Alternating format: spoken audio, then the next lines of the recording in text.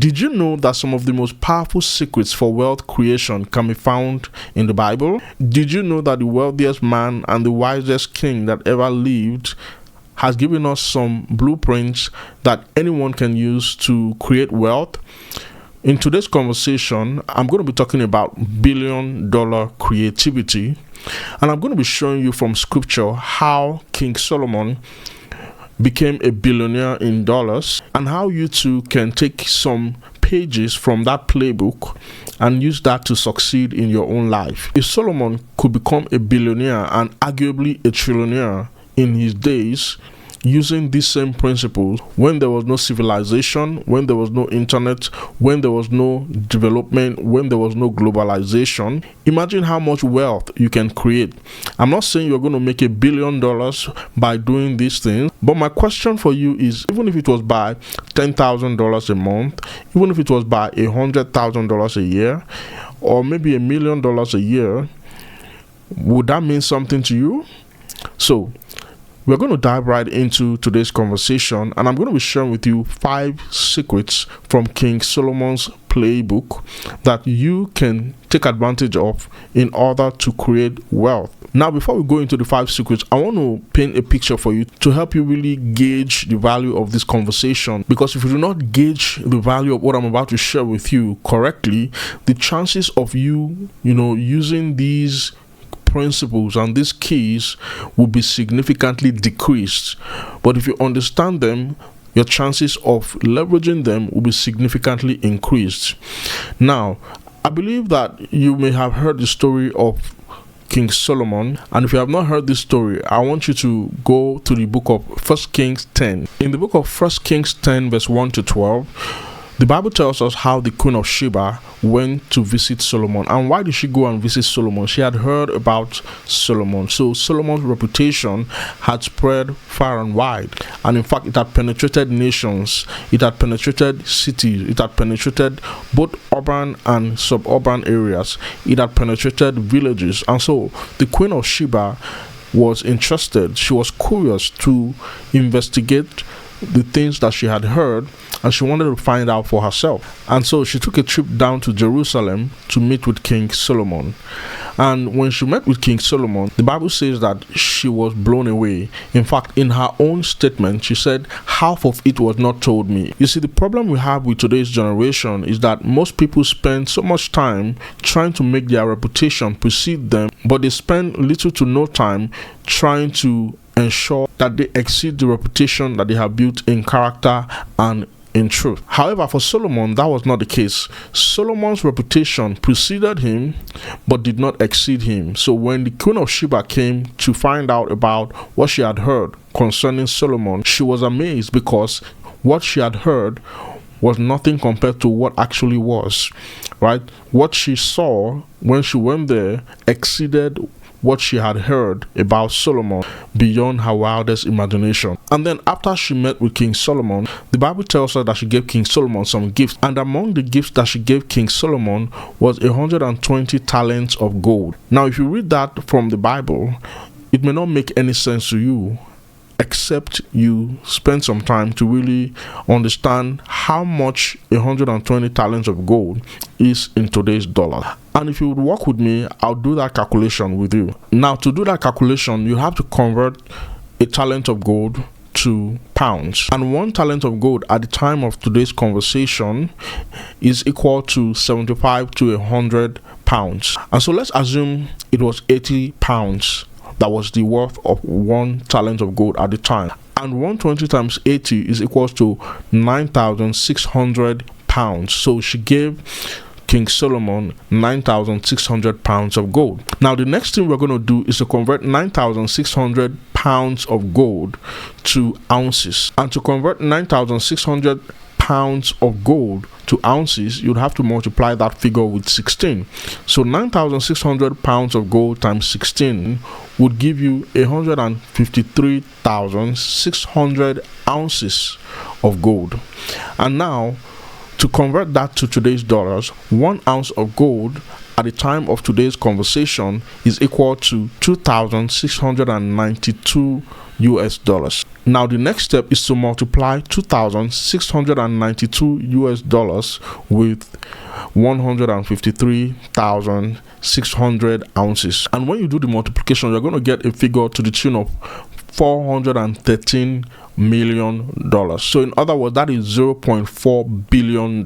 So in one day, King Solomon received $0.4 billion worth of gold from the Queen of Sheba. And he received that in a day. We've not added the silver he received. We've not added the other precious metals that Solomon received. We've not added all the other wonderful things he received. But I took you through that computation and calculation to give you an idea of how much King Solomon was worth in his days, and how much he was valued, and how much he was appreciated because of the secrets that I'm going to be sharing with you. Now, when I discovered what I just shared with you, it really inspired me, and that was when I came in contact with the concept of billion-dollar creativity. And so I'm going to be sharing with you 5 principles that I discovered after studying the life of King Solomon leading up to this event that happened, and significant events that happened in his life that brought him massive cash flow. I'm going to be sharing these principles with you so that you too can take advantage of these principles and do something about your wealth. You can increase your wealth, you can double your wealth, you can triple your wealth. Even if it means increasing your wealth by 10%, I believe it's going to be worth your while. So the first principle that I found out that made Solomon a billionaire in dollars in his days was he knew how to win with wisdom. He understood the value of wisdom. He prioritized wisdom above every other thing. No wonder he said wisdom is the principal thing. And then he went on to say, in all thy getting, get understanding. But it shows you the premium that King Solomon placed on wisdom. When Solomon ascended the throne of his father, King David, he offered 1,000 burnt offerings in Gibeon. And that night, God appeared to him and asked him to ask for what he wanted, literally gave him a blank check. And instead of Solomon to ask for money, riches, the life of his enemies, he asked for a wise and understanding heart. He asked for wisdom. And in fact, the Bible said that God was pleased with his response. And because God was pleased with his response, God told him, I'm going to give you all the things you did not ask for, because you've asked for wisdom, you've asked for the right thing. Every other thing is going to be added to this package. Now, it will interest you to know that it's not a coincidence that King Solomon became the wealthiest man in his days. In fact, the Bible describes wisdom as more precious than jewels. It says long life is in the right hand of wisdom, and wealth and riches are in the left hand. Riches and honor are in the left hand of wisdom. And then the Bible also talks about wisdom in the light of peace. It says all her ways are pleasantness and all her paths are peace. You see that in Proverbs 3 verse 15 to 17. No wonder Solomon had rest on all sides. When he was king, he did not have any battles. God gave him so much wisdom that he was at peace even with people who would ordinarily want to fight against him. Now, this goes to show how powerful the principle of wisdom can be for you, even in your career or in your business or in your family.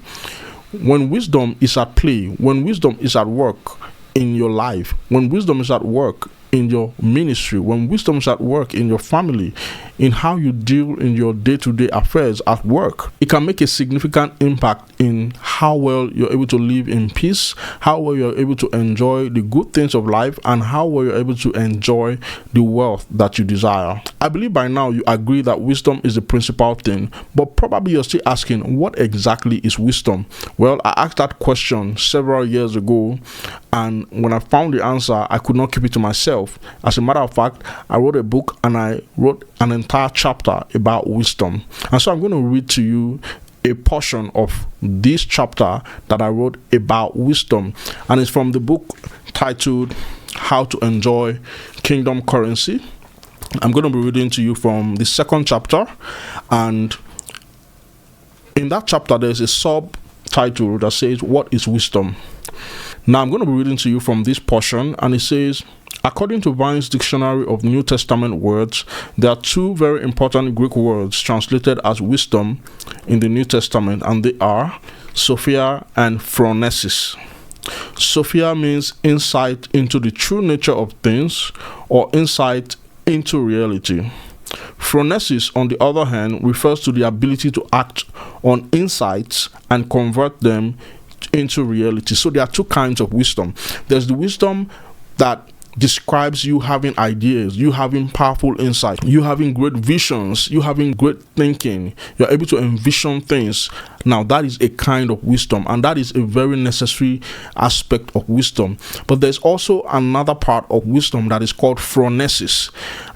The Greek word phronesis actually means practical wisdom, and by practical wisdom it means being able to act on the insights, being able to act on the insightful knowledge and the insightful wisdom that you have and turn that into tangible and practical realities. So essentially, phronesis means to be able to convert your insights, your brilliant insights, into tangible realities.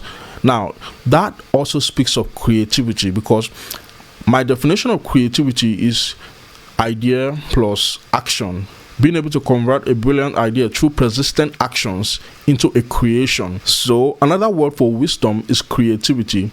As a matter of fact, the Hebrew word for wisdom, as found in the Old Testament, is chokmah, and that word chokmah has a very robust meaning.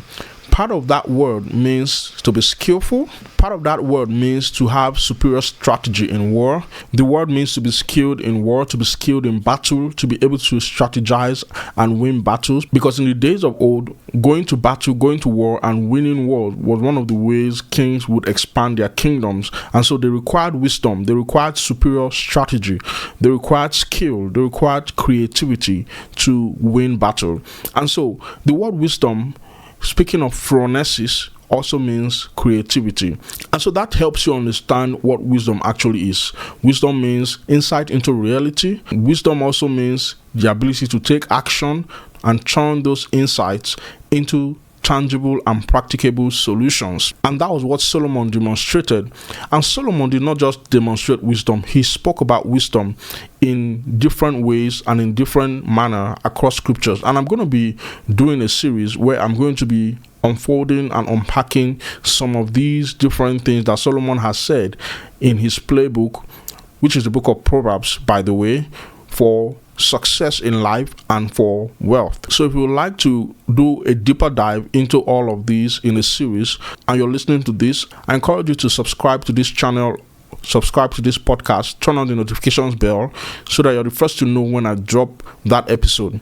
Now that brings me to the next secret from Solomon's $1 billion playbook, and the secret is use understanding uniquely.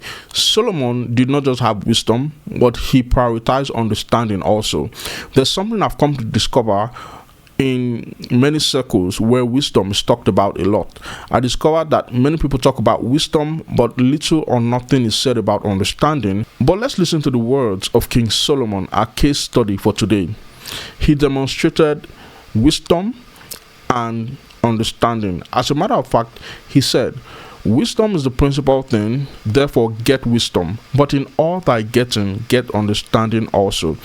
That means it is good to have wisdom, but your wisdom must not be left to be alone. Your wisdom must go with understanding. And why is that so? Wisdom without understanding is what makes people have great ideas and attempt to make those great ideas turn into reality. But in a bid to doing that, because of a lack of understanding, they go about it in the wrong manner, they go about it in the wrong order, and they mess things up in the process. Have you ever seen someone who tried to build a house and he used inferior materials to build a house? It is a brilliant idea to think about building a house and putting it on the market so that you can make some money. That is wisdom, right? But you require understanding to know how to go about building the house. It is wisdom to have insight into reality, into possibilities. It is wisdom to take action on those insights. But you also require understanding to be able to take action on those insights according to a prescribed order or in a way that works for you, for your unique situation. It takes understanding to know that. It takes understanding to understand that. It takes understanding to achieve that. And that's why you see many people, they see something working for someone, they say, oh, that is a bright idea, that is a wise thing to do. Okay, they try to copy what they see without understanding, without the unique understanding of the approach to getting that thing done in their own unique context. And because of their lack of understanding of context, they go ahead doing that thing and they fail to succeed in making their insights, their dreams come to reality. And so you have to use understanding uniquely. In case you're wondering, so what then is understanding? Well, understanding comes from the Greek word sunesis.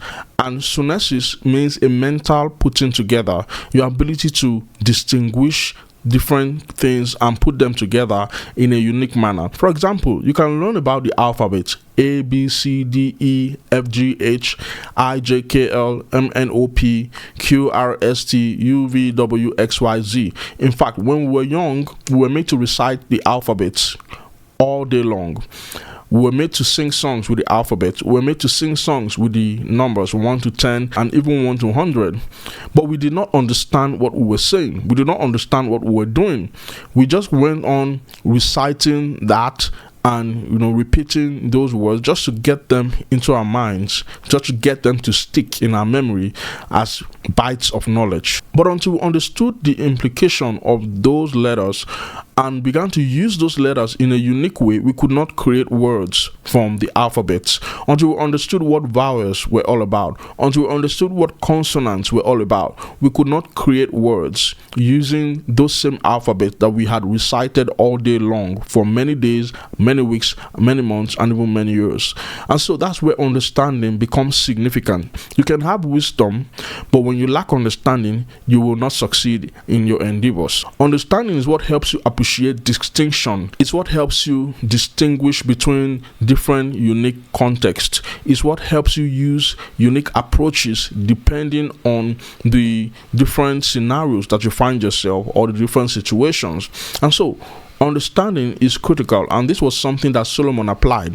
When he was about to build the temple, he did not compromise around the kind of material that were going to be used. He ensured that he used the right and the best materials. He ensured he used the best hands to build the temple.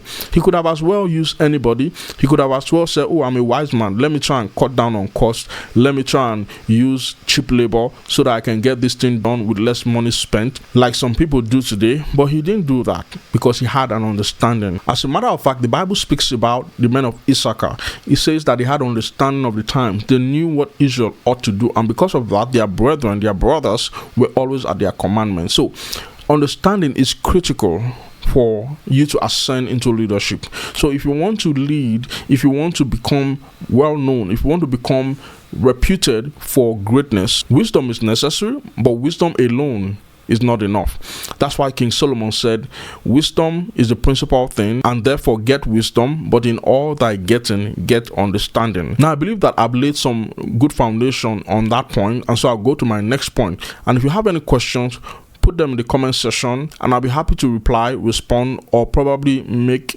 another episode to clarify your questions or to respond to your questions. So do well to drop those questions on the comment section below. Now the next principle I discovered from King Solomon's $1 billion playbook is to fill your knowledge wells. Right? King Solomon said, by wisdom a house is built, by understanding it is established, and by knowledge the rooms are filled with precious treasures. You must understand that King Solomon did not just emerge. Even though he got paid $0.4 billion in one day, that transaction had happened long before, when Solomon was trying to increase in knowledge, when Solomon was building his knowledge wells, filling his knowledge wells with knowledge through learning and gaining mastery through learning. That was when he was setting himself up for that payout. But what many people are trying to achieve today, they want to get a massive payout, but they don't want to do the investment that is required on the back end, which is to increase in learning. And by increasing in learning, I'm not necessarily saying go and pursue a certificate or a certification. You could do that if you need to, but it's beyond just getting into an academic institution or getting some traditional or formal education. The kind of knowledge I'm talking about is the kind of knowledge that comes with mastery. There are different kinds of knowledge. If you study the Bible, you discover the use of the word knowledge in different contexts. There's a knowledge that comes when something is revealed to you. For example, in a classroom, when you are taught and something is revealed to you. Maybe they taught you in a class that 10 plus 10 is 20. It was revealed to you, and so you know. That is a knowledge by revelation, and the Greek word for that is ginosko. Maybe you have ginosko and you think, oh, I think I have enough knowledge to excel in my field. But that is not enough. You need to take it to the next level. The next level is when you become aware. Oh, 10 plus 10. 10 plus 10 is 20. Oh, what can I do with 10 plus 10? Oh, it means that if I have 10 bags of rice and I add it with 10 bags of rice, I'll get 20 bags of rice. Now you are aware of the possibilities of what you can do with that knowledge you have received by revelation. And then you need to take it a notch further to the next level of knowledge that comes with mastery. And the Bible describes that kind of knowledge as epignosis. Epignosis is a knowledge that comes with participation. It's a knowledge where the knower has become one with the known, where you have become in fellowship, in partnership, and in participation with the knowledge that you have gained by revelation, by awareness, and now by participation. So by doing, you now become a master in that knowledge. You become someone who has gained mastery. You're now able to use that knowledge to do something. You're now able to go to the market and ask them for the price of your favorite shoe, and when they tell you it's $20, you're going to be able to make the payment with the $10 in your pocket in addition to the $10 that you have in your credit card. Now you understand that when you put the $10 in your pocket and you add it to the $10 in your credit card, you'll be able to pay $20 for that item that you want to purchase. Now you are participating with that knowledge. Now that knowledge has come home.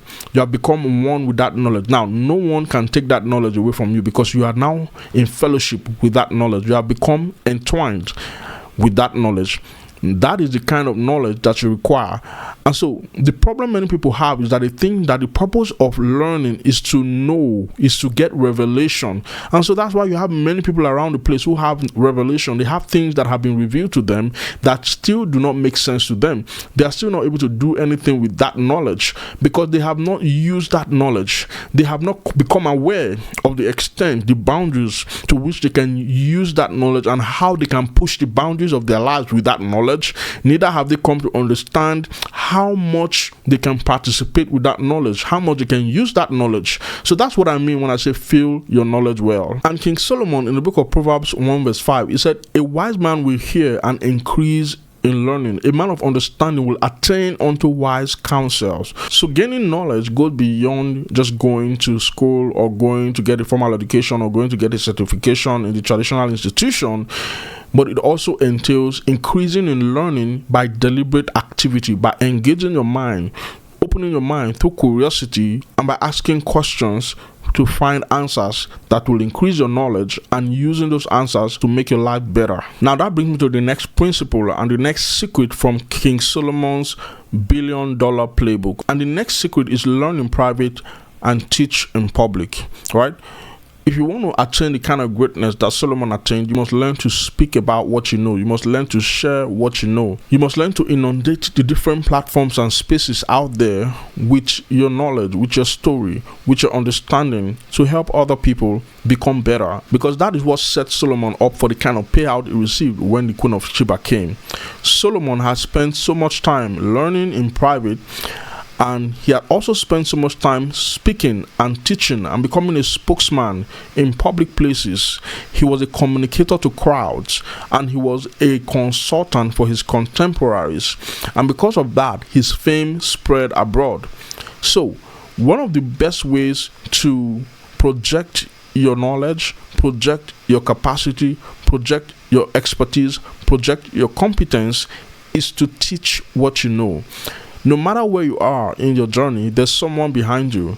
If you teach that person what you know, you get promoted to a higher level, because now you're managing people. Now you're unifying resources. Now you're helping people become better around you.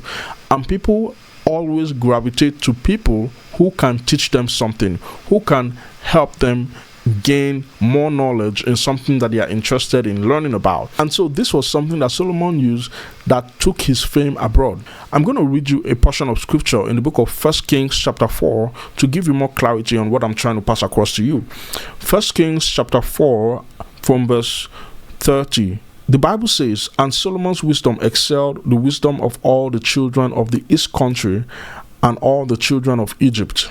For he was wiser than all men, than Ethan the Ezrahite, and Heman, and Chalcol, and Darda, the sons of Mahol, and his fame was in all nations round about. And he spake 3,000 proverbs, and his songs were 1,005. Did you hear that? Solomon had so much knowledge. In fact, in verse 29, the Bible says, and God gave Solomon wisdom and understanding exceeding much, and largeness of heart, even as the sand that is on the seashore. So in other words, Solomon was so wise, and the kind of wisdom, if we were to quantify it, was so much more than the sand on the seashore. But Solomon didn't just let that wisdom die with him like many people do today. You know something, you've learned something, you have some experience, but you're not sharing it, you're not talking about it, you're not educating people with it, neither are you entertaining people with it. Solomon was not like that. Solomon spoke 3,000 proverbs, and his songs were 1,005. In other words, Solomon was not only educating people, he was also entertaining people. He would educate them by speaking proverbs, 3,000 proverbs, and then he would entertain them by singing 1,005 songs just to get his message across. That was the extent to which Solomon went. Sometimes you wonder why musicians get paid so much. This is the reason why they get paid so much, because they are able to communicate to people with the use of melody and with the use of words. They are able to touch the heart and the soul of men and women alike with the use of their mouth. Sometimes you wonder why speakers command huge speaking fees to the tune of hundreds of thousands of dollars per hour. Well, the reason is because they are able to use their mouth to create messages that moves the masses. And this was what Solomon did. Solomon used his mouth to create messages that moved the masses. He used his mouth to sing songs that resonated with the souls of people. He used his mouth to sing songs that moved the souls of men and women alike. And that was one thing that made his fame spread abroad. Right? Check it today.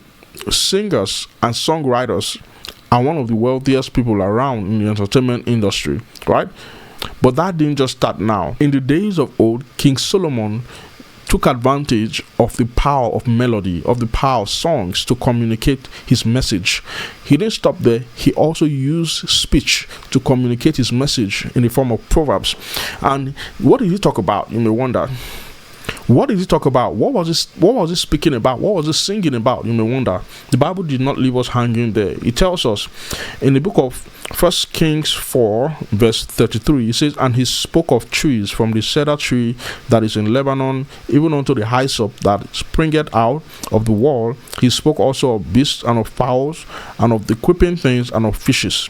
And there came of all people to hear the wisdom of Solomon from kings of the earth, which had heard of his wisdom. And this was what contributed to his fame getting spread abroad, his reputation preceding him, and him becoming so wealthy, right?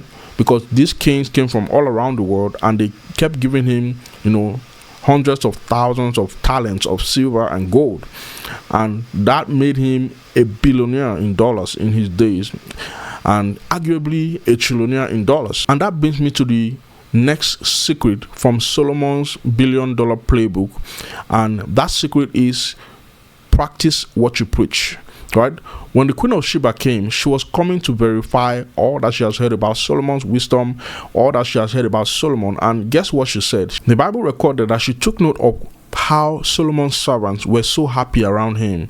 She took note of how Solomon's servants were dressed. She took note of how Solomon ascended and descended the stairs as he went to sit on his throne. She took note of how Solomon's palace was decked with gold. She took note of Solomon's administration. She took note of Solomon's display of wisdom in real time, and how he administrated his kingdom. She saw that King Solomon was not just a man of big words, but he was also a man of big works. He was not just a man of mere words, but he was a man of mighty works, right? He was a man who practiced what he preached. And that's why she said, the half of it was not told me, right? So if you want to take advantage and leverage the principles that King Solomon used to become a billionaire in his days, and arguably a trillionaire in dollars, you want to be a person who goes for wisdom, who goes for understanding, who increases in knowledge and increases in learning. You want to be a person who teaches others what they know, someone who learns in private and teaches in public, and then you want to also be a person who practices what he preaches. So what you have learned and what you teach others, you want to also implement it in your own life and produce results with those things, so that when people want to scrutinize you and they want to fact check you, or they want to test your capabilities or your competencies, they'll see that you're as good as they come. And then it will be said of you that your reputation does not only precede you, but you exceed your reputation. Don't be like those whose reputation precede them and exceed them. Don't be like those who are people of many words but few works. Don't be like those who are fond of trying to give people an impression of who they are not, because they do not want to do the work. As you apply these principles, your chances of creating wealth in a new dimension this year has significantly increased. And so I'm going to leave it here today. I encourage you to meditate on these things. You can watch this episode or listen to this over and over again. Meditate on these things. Give yourself wholly to them, that your profiting may appear to everyone. Thank you for listening. I'll see you on my next episode. If you enjoyed this episode, go ahead and watch another episode or listen to another episode, and you'll be glad you did. Have a good one. Until my next episode. Bye-bye.